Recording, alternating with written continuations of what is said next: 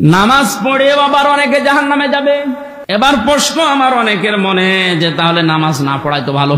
ফাওয়াইলুল লিল মুসাল্লিন আল্লাযীনা হুম আন সালাতিহিম সাহুন।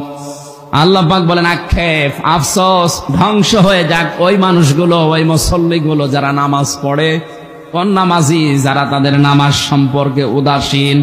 নামাজের ভেতরে যদি চারটা জিনিস না পাওয়া যায় তাহলে ওই নামাজ পড়া না পড়া সমান।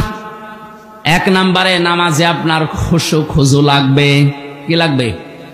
খুশু খুজু মানে ধীর স্থিরতা, মন থাকা লাগবে নামাজে।